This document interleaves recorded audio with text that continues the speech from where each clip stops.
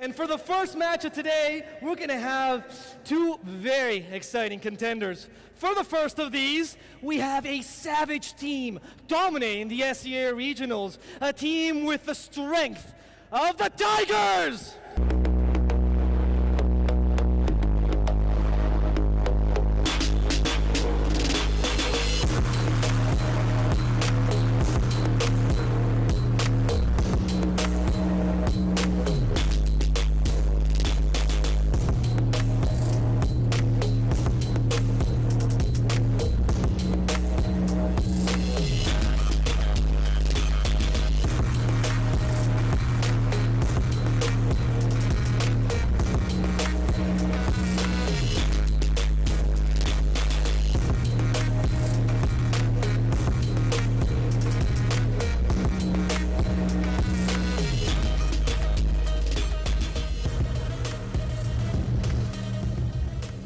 Now that we have the Tigers on stage, we get to present a local team. Most of you will know them. They're well known among you because they are the second best team in India right now. It's Entity Gaming!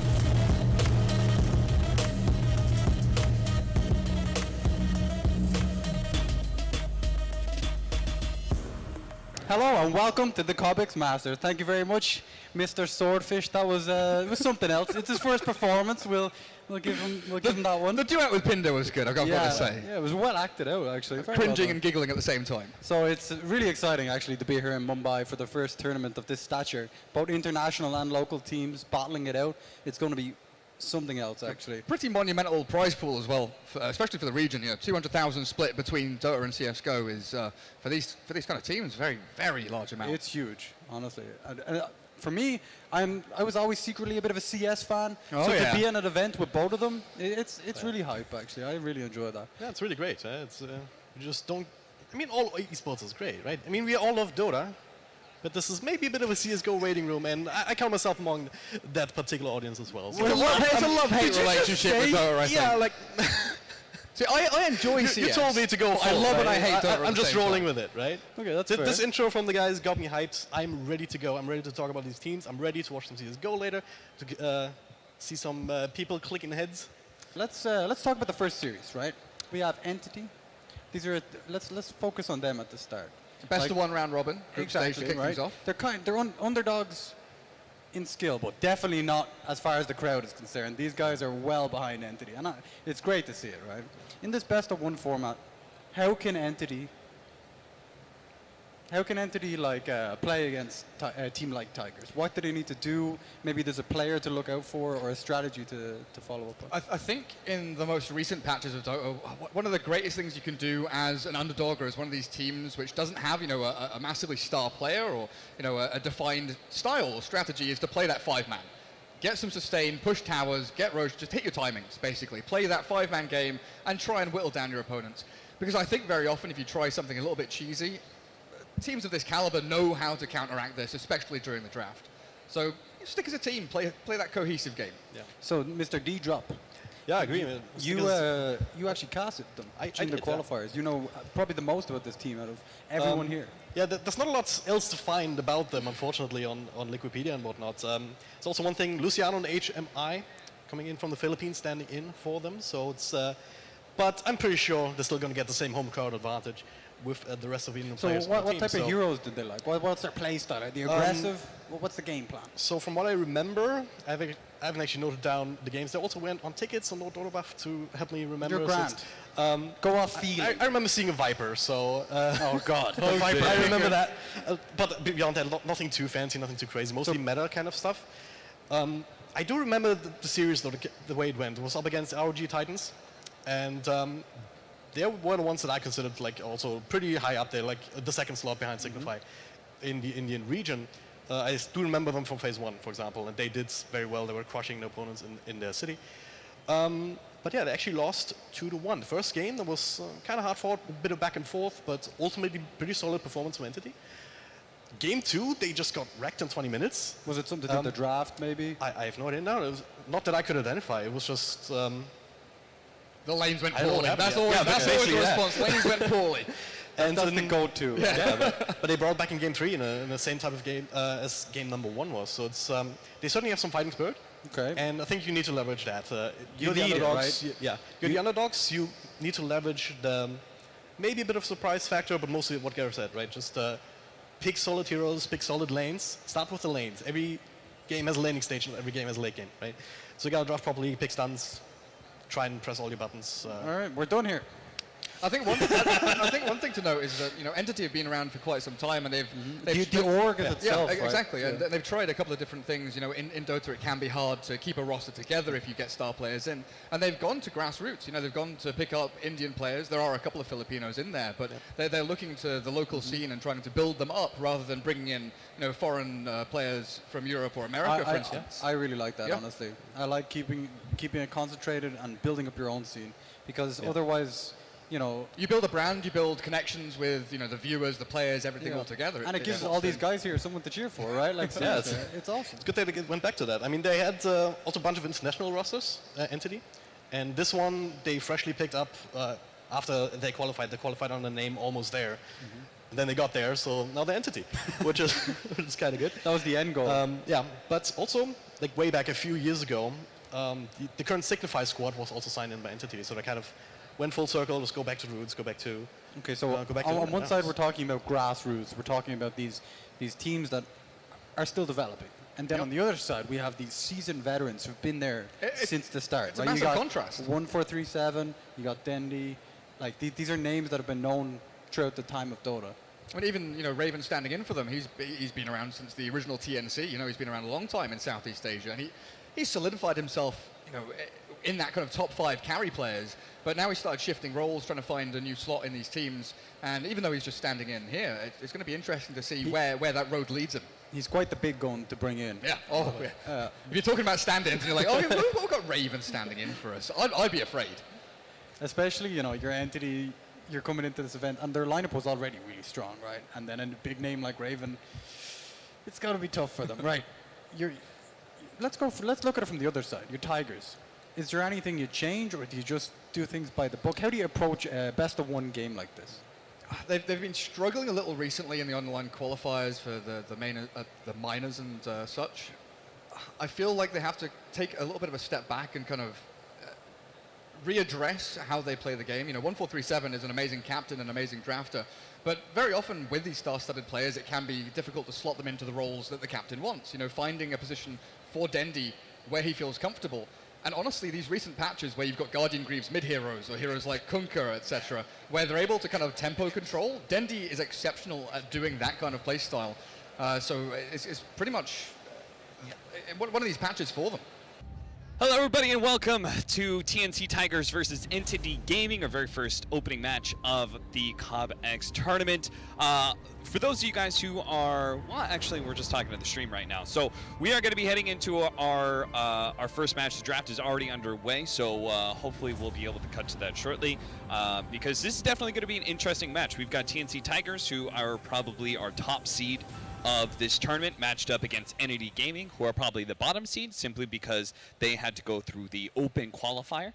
And you're not going to know a whole lot of the names except for potentially Luciano, who used to play for GeekFam. Yeah. I think that anything can happen, especially in a best-of-1.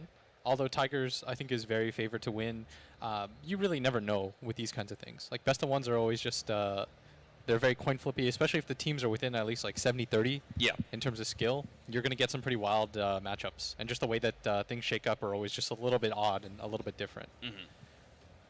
We've got a Shadow Shaman, Shadow Fiend, Undying, and Centaur matchup right now for Tigers. Meanwhile, Entity have picked the Razor Winter Wyvern combo as their opening duo, followed by a Clockwork and Ember Spirit. So we are going to be having, what is this, side lane Ember Spirit and mid Razor into the Shadow Fiend? Yeah, I'd imagine so. I think you can switch things around too and just have Ember mid, Razor in the side lane. Like, that's perfectly fine, as Tigers is going to last pick Lycan. The Lycan Ember Spirit matchup is always really interesting, just because Ember Spirit, historically, like, when it comes to ultra late game, it's really nice because Lycan has no catch. Yeah. But when it comes to the mid game, Lycan's really, really nice against Ember because you push the timing really quickly. You're going to get things like Roshan, and you don't really do enough damage with your Sleight of Fist early on, so you can't really pressure him whatsoever. And looking at our last pick, do you have any ideas here? Just because I'm not sure if... I guess we still have the offlane. We could potentially have a mid. I've seen some like offlane Razors, some 3-position Razors being run. So maybe they could do that into Lycan. Yeah, potentially. At least when it comes to net worth priority, that's going to be our 1 position. Ember's going to be your 2, and Razor is going to be our 3. Where the lanes actually end up going, though, I'm not sure. I don't know if like you prefer Ember Spirit or Naga Siren in the mid matchup against SF, or maybe they're actually going to put the Razor still in mid. Not entirely sure. There's a lot of options, I guess, available for Entity Gaming.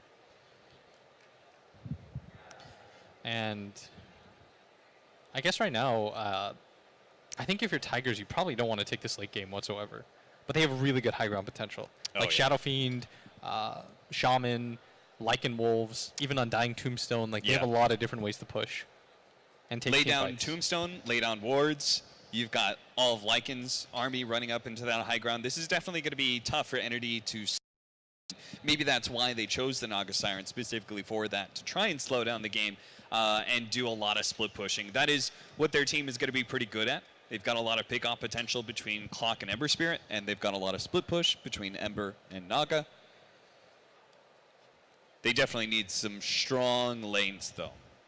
Yeah, I'd imagine that if you're Tigers, what you want to do is get an okay laning phase and just all-out push. Yeah. But they have some good deep push on the side of Entity, especially Wyvern. I think Wyvern and Keeper of the Light are probably like my 2 favorite 4/5 positions that keep the lanes pushed out. Mm-hmm.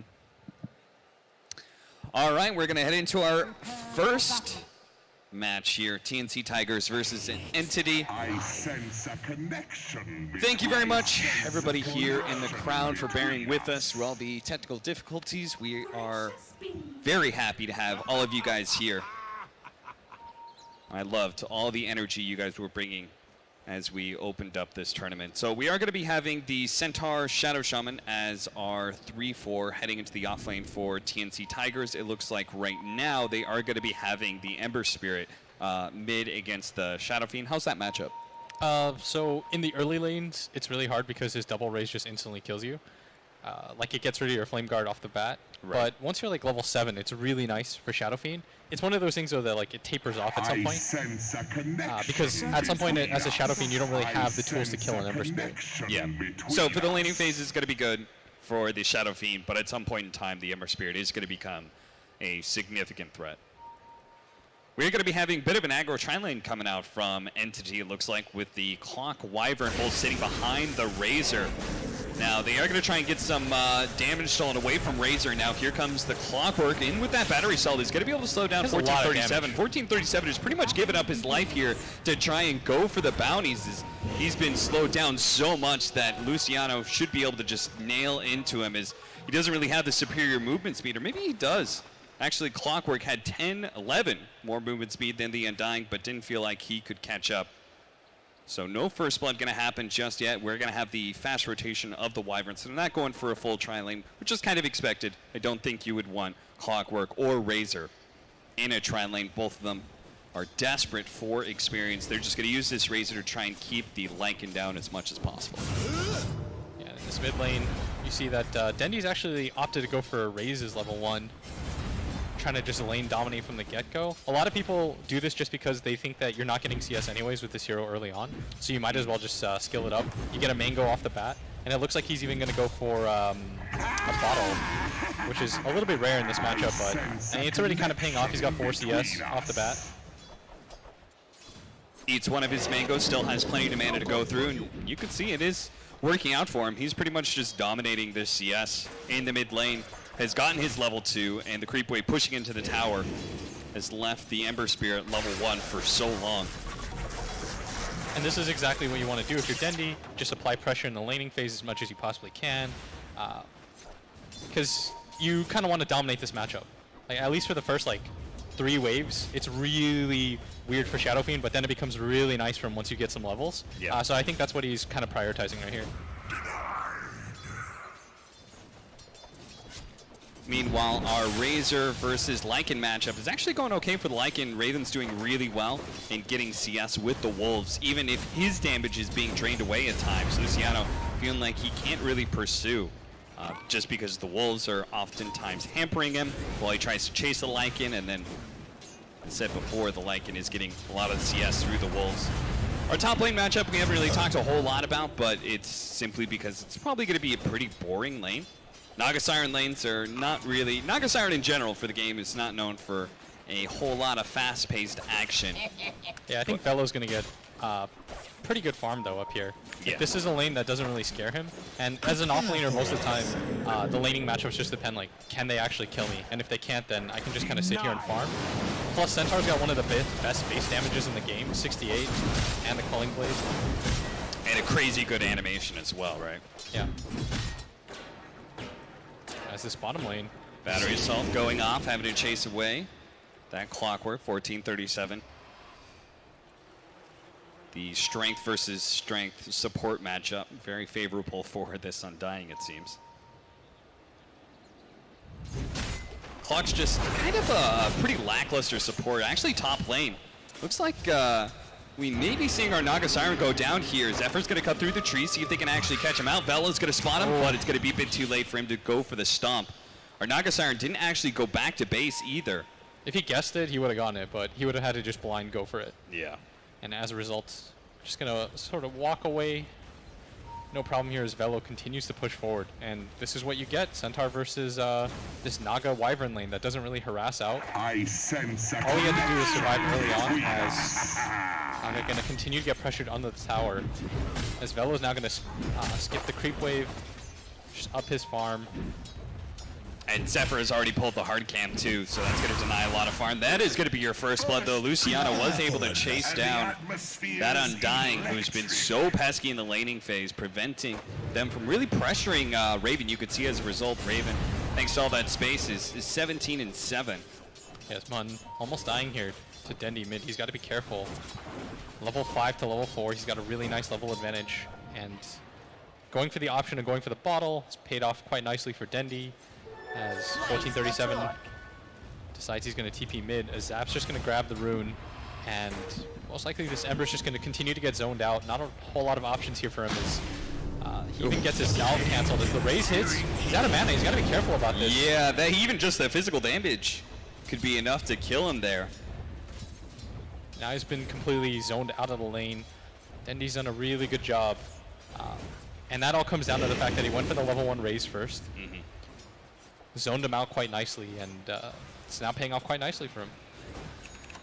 Not much the level 2 Clockwork can do here. Approaches the mid lane, but can't really kill anything. Just straight up gun for the jungle. Yeah, this And is... although Naga's okay at jungling, you really don't want to see at 5 minutes your safe lane carry being kind of demoted to this. No. I mean, even Terrorblades usually wait until like level 4 or 5 before they're off to the jungle adventure, but... Already a 2,000 gold lead for TNC Tigers, showing the reason they're probably the top-seeded team at this tournament. Almost bringing down the Ember Spirit here at Zephyr. He's probably dead. He's got to eat his way through. 1 second he can Culling Blade. 1437 is going to be able to spot him here, and that will be the kill for Dendi. He should fight. Dendi should just fight. Yeah, absolutely, especially with Zephyr there. The battery assault isn't actually hitting the Shadow Shaman at all. He managed to get the Cog's double pushback, but 1437 still kills him with the decay. 2-1 now with a 3,000 gold lead for the Tigers. Yeah, they want to try to keep this catapult alive in mid lane. Dendi gonna get the arcane rune. You should just instantly pop it, get rid of the creep wave, protect your catapult if you can. That's exactly what they're gonna do. They're gonna put a lot of pressure on this tower.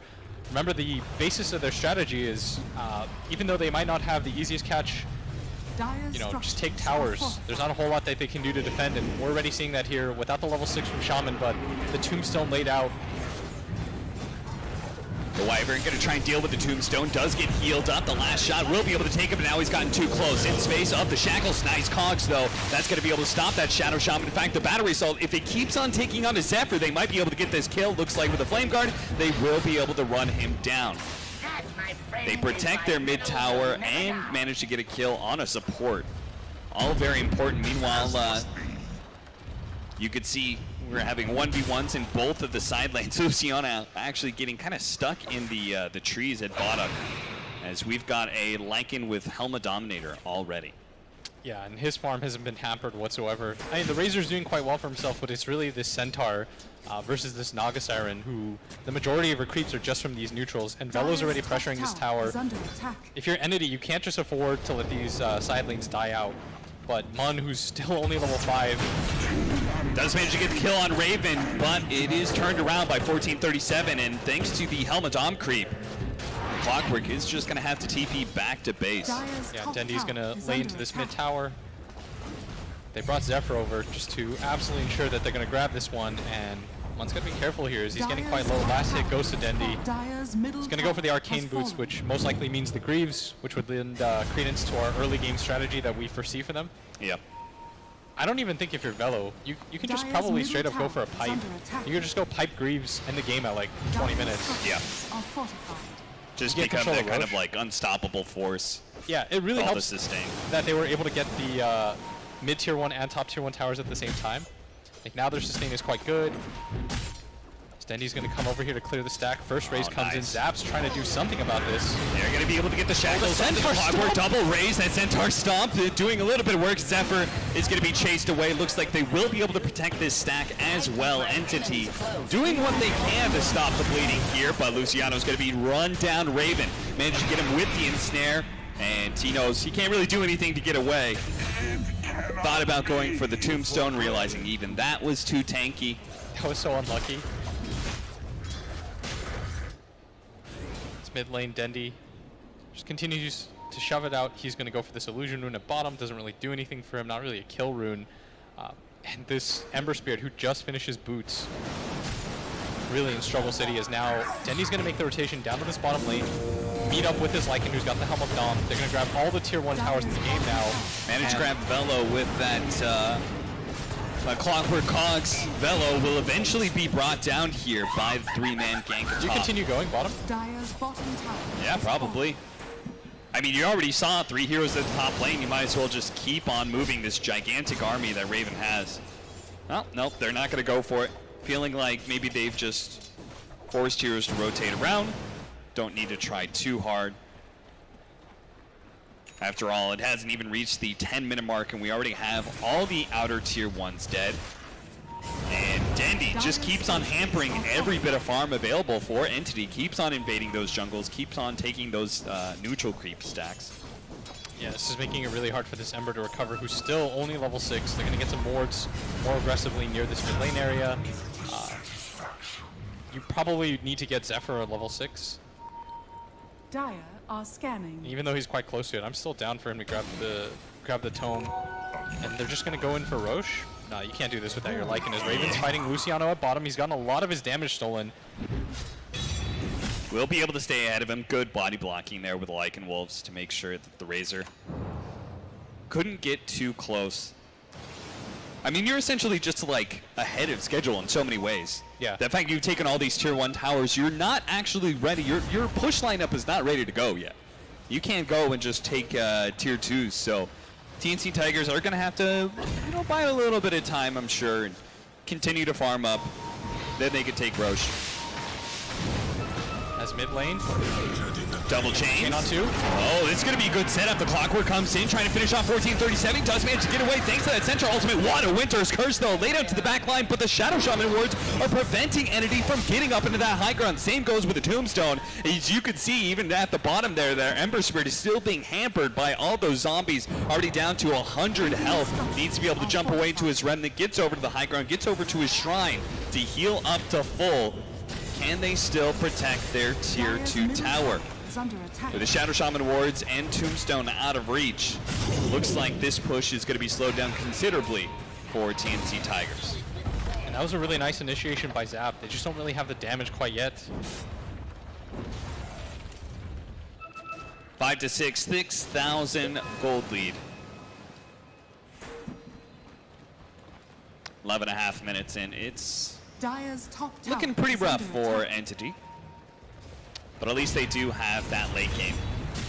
It's the timing of this Necro book. When you take this tier 2 tower top, you're probably conceding Roshan at that point. I think it's really hard for you to hold Rosh if you're Entity at this point. If this tower goes down, it just opens up so much map control, and that's why Zap Dire's top smoked tower up, is under trying to attack. see if he can get anybody. And he might even just run into Zephyr. That'd be the ideal situation if he can isolate the Shaman out.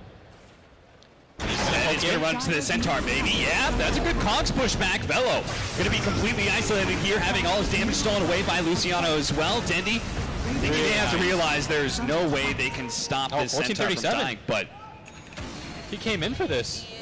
And now Entity is just going to get a free kill on the back Dire's lines. middle tower chasing him is into the down. mid lane. They will be able to kill that Undying. Raven did get the mid tier 2 as all that happened, though. So even when they're winning, Entity is still losing their objectives. Bottom lane, they are going to be able to find the initiation. Triple raise, just barely doesn't lift. HMY going to say thanks, gets out for free. Only cost him the ulti. Now he's got to be careful for 150 seconds that he's not going to have that available. I think right now, if I'm looking at Entity's lineup, I think it's just a little bit too greedy, potentially. Yeah. Like, you've got the mech now on Dendi, the tier 2 tower's taken mid, Roshan's free. I think you pretty much have to all-in fight if you're Entity around that Rosh pit. I think it's way too hard to recover in this game if you lose Roshan. 'Cause you don't really have enough levels on your Ember Spirit to hold high ground easily, as Raven's going to run into Mun, and he's out of mana right now. He's got to be careful about this if you're Ember.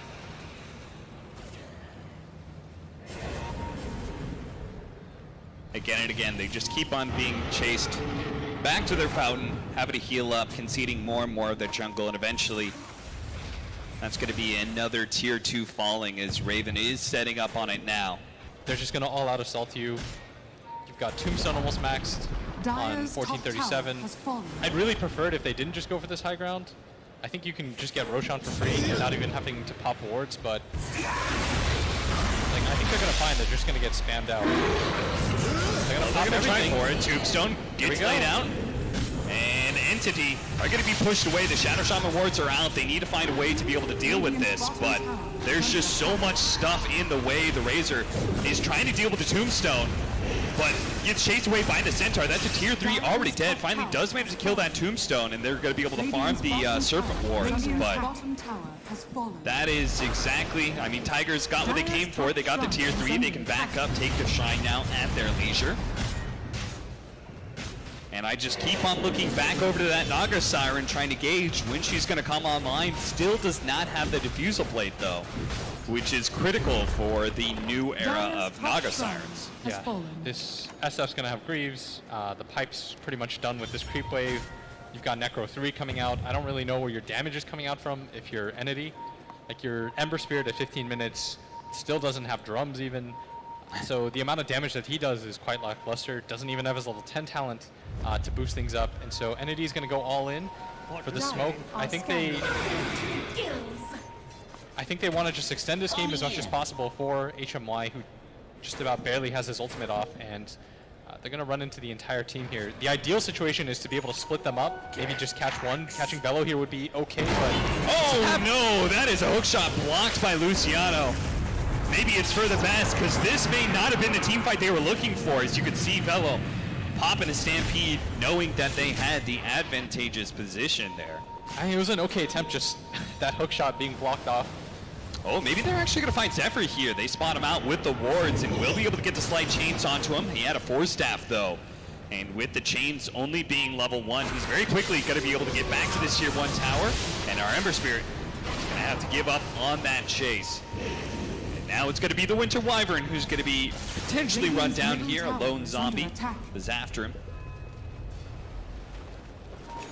Almost an Necro 3 as Dendi breaks his invis to bottle Zephyr once or twice.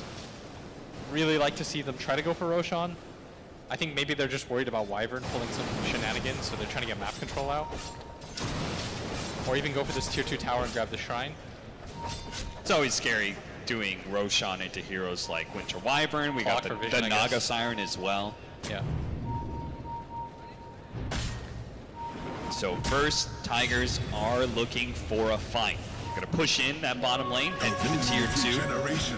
See if Entity are willing to take a 5-on-5. If not, Radiant's top tower that'll is just under be attack. more gold Radiant in the structures are coffers fortified. of Tigers, so they can get more of their team fight items. We've got Necrobook 3 in the stash here for the Lycan. Guardian Greaves already up for the SF. They're going to force that forward. Managed to catch the Razor here. Got the Circle Ward trap as well. Bello just going to charge in, make sure that Razor does end up falling here. The Razor getting away with just a little sliver of HP, eventually does fall. But Dendi, he's the big important one, but managed to already Guardian Greaves himself back up to half HP. The Ember Spirit threatened the double remnant charge, realizing that was going to be a mistake though, jumps back to his base instead. This is the concern right now. You've lost a team fight in front of your base. Oh, look at that. Instantly gets the Hex as he tried to go for the slide. Just a bit of harassment damage, but gets punished immediately Why from by behind? Tigers. Okay, that's a Naga Siren sleep.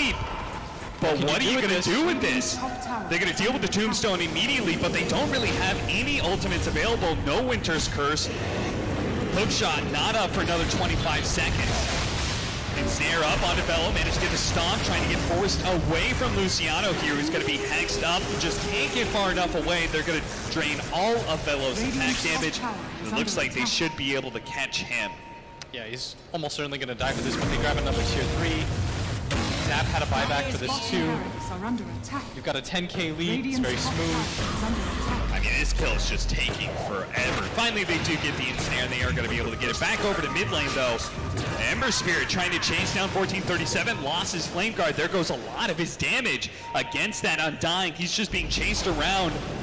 1437 actually now fighting him, almost bringing down that Ember Spirit down to 100 HP. Managed to bottle up to 200. He'll be okay for now. He's just desperate for any kind of kills that they can get because they know that losing these objectives, losing these tier 3s is putting them at a significant net worth loss to Tigers. And now HMY, well, he's been burned out of his mana. There's no real hope for him out of this one unless he can juke his way out he's and good. run. He's good. Well done. He just sort of walks away as Raven doesn't want to pop the ulti. Got a little bit greedy there. And instead, it looks like they're going to walk towards Roche potentially as, I mean, Raven's got his ulti but no Necro Books. They've got to be a little bit careful about this. It's But they pretty know Naga's curious out of that, mana. that Raven just didn't pop the ultimate there. I guess he really wants to hold it for Roshan. Yeah, I guess. And with the Naga healing up, she's not going to be able to participate. She's still got 10 seconds left on that sleep. As you see, Tigers are leaving heroes behind just so that they can't open up. Wyvern does have the Winter's Curse, but he may not have an opportunity to use it here. Bello just beats him down real quickly. Zap, well, he does manage TP back to base in time, but Tigers have now forced yet another buyback. They're not going to go for Roshan, though. Yeah, and the instant buyback from Divine kind of senses that he needs to be alive. If he doesn't do it, maybe they should walk in and finish it anyways. Tigers know they don't need to risk a Roshan engagement. They can just keep on whittling away at Entity until they finally suffer a loss. Like one of these heroes that no longer have buybacks or one of the cores dying, that will finally make sure that there's no possible way to contest. And top lane, they got the Roshan. Force Staff in the Aether Lens. He's going to force down on the low ground, drop the Ward Trap. That long range and such long disable. The Ember Spirit will be able to get a slight and jump back to base, but They're pinging high ground, but they don't have wards now. yeah, that's not great. That was only, he only has level 2 shackles. I think Raven expected it to be a little bit longer. Couldn't quite get enough hits off of the mana drain. Well, he still has the shapeshift. He's gonna end up feeding away his Helmatom creep as well as the Necropoke. They are gonna be able to get the hook shot onto Zephyr as well. Raven, they kind of forcing some of his allies into a position that they didn't really want to be in. That was a solid 800 gold or something that they just kind of fed away. Yeah, this game is, I mean, they've grabbed all the tier 2 towers. They have most of the tier 3 towers, all but the mid tower. They've got the Lycan. They've had the opportunity to Roche for some time, but just a little bit hesitant. Going back and forth, it looks like they're really afraid of just the Clockwork or the Naga Siren being able to give them some comeback potential into this. If they were able to rock it in, check that it was low, get the Naga sleep off, you get a free Aegis, and maybe this game starts to turn around. But I mean, with the amount of map control that you have, you'd imagine that it'd be a little easier than this for them. All right, Tigers thinking it's time to see if they can close out this game. They're going to go for the 5-man smoke. Yeah, you can see the item builds too. Like, Dendy's just gone for this casual bracer. Yeah. That's not going to build into anything. I think he just like, well, I want to end the game right now. Zap, good positioning to break the smoke. Won't be able to get away though. At least spares any of his cores. Do you go into that Roche now? same kind of death, and it looks like, yep, they're finally going to end up going into Roshan saying, all right, we got the pick off. No buyback available for that Clockwork. There's no way they're going to take this 4 versus 5. And it seems like they're right. Entity are immediately splitting up, pushing in the lanes Radiant's as quick bottom as tower possible. is under attack.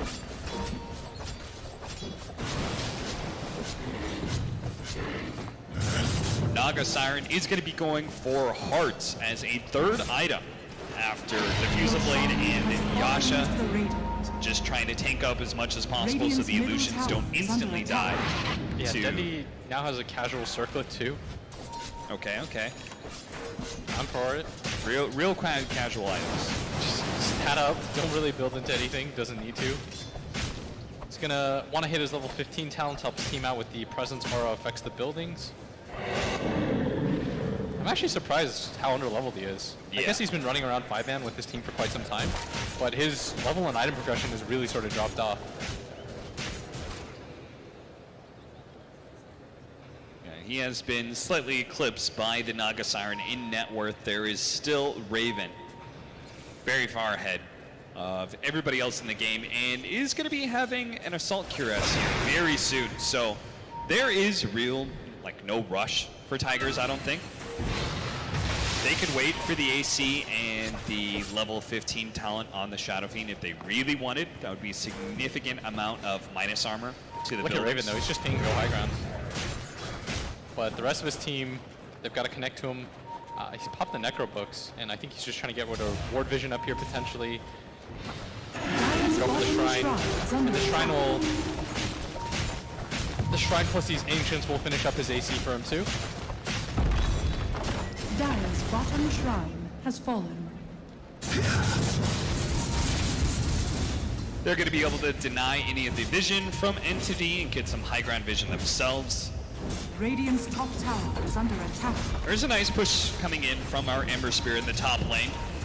Might be able to get the very first tier 2 of the game for them. Doesn't actually stick around for the Radiant's last top hit. tower has Got a little fallen. scared.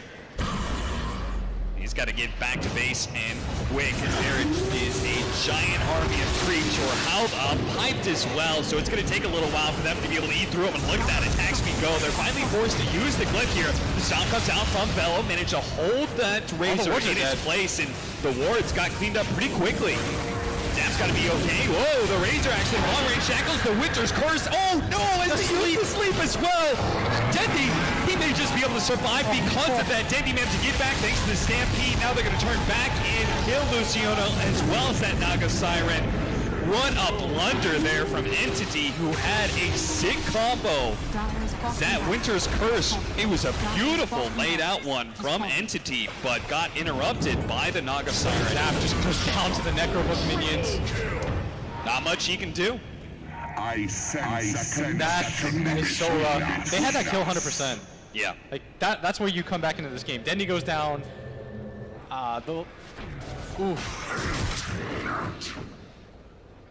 That is so rough. He was able to get his full toolkit off as a result. He popped the wand, got to around 1,000 health, got his Greaves off. Like, that was a potential fight winner there for them. Yeah. And now Dendy's almost got BKB. What a turnaround it could have been.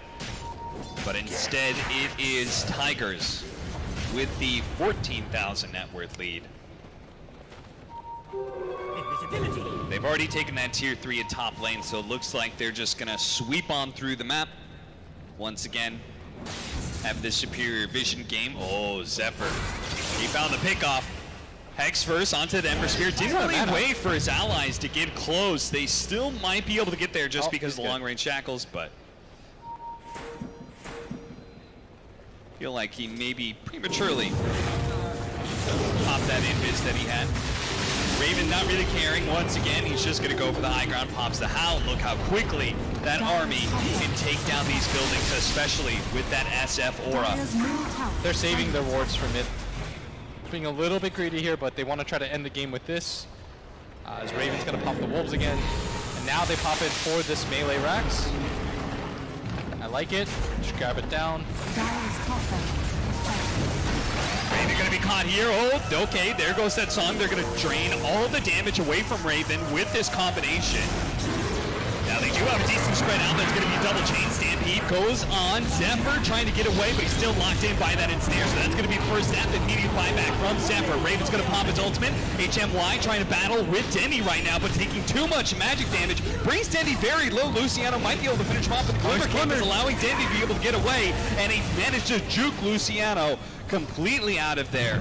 1 second on the blink stun. Looking away, trying to find a way to save Luciano, but he's going to be double hexed up, stunned up by the Centaur. Now the shackles on to HMY. They do manage to get a Winter's Curse, but only grabbing the Undying next to Dendy, meaning Dendy is not going to take a ton of damage here. Maybe with the Ember Spirit coming in, does manage to get the shackles, but again, they just don't really have the burst damage necessary. This Ember Spirit is just so poor. Caught with the shackles once again, and that Cold Embrace is not going to be able to stop the inevitable, which is Tigers killing him, pushing high ground, taking a tier 3, and claiming the Megas, unless there is some way that Entity in a 4 versus 5 with a 20,000 net worth deficit here. And they're just going to go straight for the throne. 3 versus 5. Entity don't really have a way to be able to hold this, so they will call it here. GG, the very first game of the Cobx tournament will go the way of Tigers. Very well done by them, nice and easy. Short 29-minute game. Pretty dominant performance, especially in the laning phase. We said all they needed to do was get their lanes correct. They did. They ended up, I think, winning 3 out of 3 lanes pretty handily. So, yeah, so well done by Tigers. We're going to head over to our panel. Thank you very much, Captain Blitz. How's it going, guys? All right, so Tigers absolutely kind of annihilated them. Hammered them. It was pretty brutal. Okay, speaking of Tigers, not insane draft, we have their captain, 1437 with Pinda Panda.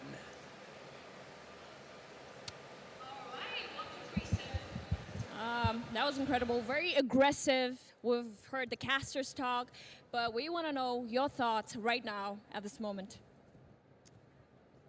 At this moment, Yeah, talk us through the game. What happened? I think once the draft was finished, there was a significant weakness to the enemy's lineup. So we just realized like the hole that they had, and we just like focus on that and just try to like expand our lead through that. And I think the game sort of just played itself out. We didn't like, I don't think we like had like some super strong strategy or something going into the game. But when we saw like there was a weakness, we just like focus on that and just exploit it. Well, that's a very clean answer. You guys have the next games. How confident are you feeling about them? I think we feel pretty good. Just depends on the other teams, like how prepared they are, I guess. It's hard to say like what level they're at right now, so we're just gonna be cautious and just take it one game at a time. Okay, that was all right. That is it. Thank you for your time, and good luck for your next games. We'll see you.